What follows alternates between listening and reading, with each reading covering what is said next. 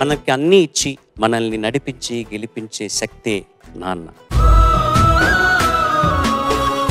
అలాంటి నాన్నలందరికీ పాడుతా తీయగా తరఫు నుంచి డెడికేట్ చేయబోతున్నాము.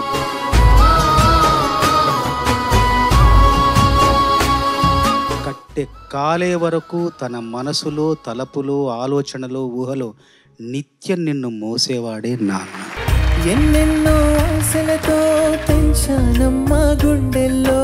ఏదో ఒకటి చెప్పాలి అనిపించేది ఒకప్పుడు, ఇప్పుడు ఏంటంటే నువ్వు పాడితే వినాలి అనిపిస్తోంది అంతే. నా తల్లిని నువ్వు, నీ తండ్రిని నేను. నాన్నగారిని రిప్రజెంట్ చేసే అందరూ పితృ సమానులు. వాళ్ళ పట్ల భయభక్తులు వినపడ్డాయి నాకు పాటలో. చిత్రంగా చూస్తుంది నీ మా ఇద్దరికి సంగీతం పిచ్చితో పాటు ఇంకో పిచ్చి ఉంది. కలిసి రోజు జిమ్కి వెళ్ళి చాలా ఎంజాయ్ చేస్తాం. సంగీతానికి మించినటువంటి ఆనందం అక్కడ పొందుతూ ఉంటాం. ఓన్లీ బాయ్స్ జిమ్ అండి. శ్రీనీలో తలనాయకే జగదంబికే పరిపాలయ రఘునాథ. ఎన్నిసార్లు వినాలన్నా నా మళ్ళీ వినాలనిపించే ప్రయోగం.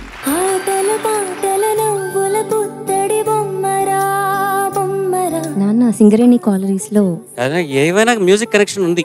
ఇన్నేళ్ళు మేము కూడా యాంగిల్ నుంచి ఆలోచించలేదు సార్. మీరు చెప్పినట్టు సింగరేణిలో సింగర్ అన్నది.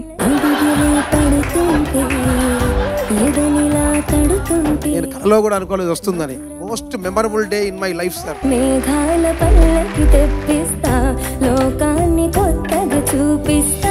చాలా ఎమోషనల్ గా ఫీల్ అయ్యే మూమెంట్ ఏంటి లైఫ్ లో అసలు? శోకం వీడే స్వర్గం చూసే, రాగం పాడే, తాళం వేసే, పాటలు పాడే తండ్రి కొడుకులు మేమే.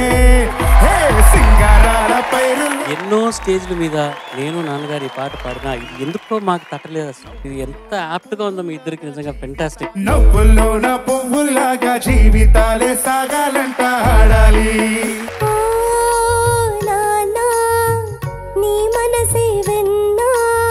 పాట ఎంత గొప్పది నిజంగా.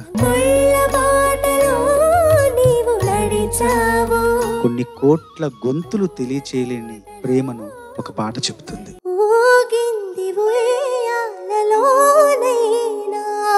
ఆ టేక్ ఆఫ్ సంగతి ఎంత కష్టమో యాజ్ అ సింగర్ నాకు తెలుసు. అంతకన్నా తండ్రికి ఏం కావాలండి? అదొక ప్రత్యేకమైన దేవుడిచ్చిన వరం. నా జీవితం ధన్యమైపోయింది సార్.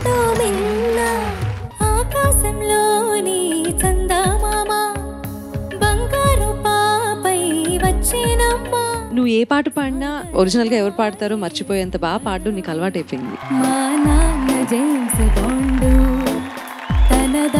ప్రతి లిరిక్ మా నాన్నకి సెట్ అవుతుంది సార్. పసుపు కుంకుమ ఫేస్కి ఎంతో కళ తెస్తుందని. నాన్నగారు, ముగ్గురు ఆడవాళ్ళతో మీరు ఇంట్లో ఎందుకు ఉండటం లేదని నాకు అర్థమైంది. కొట్లో కూర్చుంటాను హాయిగా, మీరు ఏదో ఒకటి చేసుకోండి ఇంట్లో అని. ప్రతి మనిషికి ఎక్కడో చోట ప్రశాంత్ అనేది ఉంటుంది.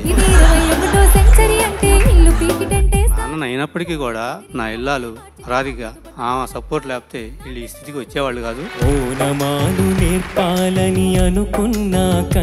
జయరామ్కి స్వామి గారు తండ్రి, స్వామి గారికి వీళ్ళందరూ కూడా పిల్లలే.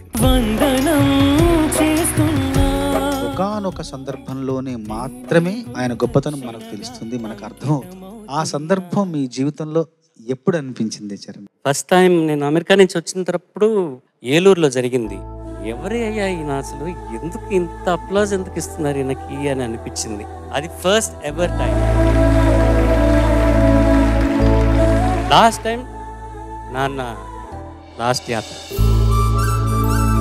ఊరంతా రోడ్లో నించున్నప్పుడు ఏదో బస్ ఎక్కడానికి వెళ్తున్నారు, అందరూ ఊరికి వెళ్తున్నారు అనుకున్నాను నేను ఫస్ట్ తోటకి వెళ్ళేటప్పుడు.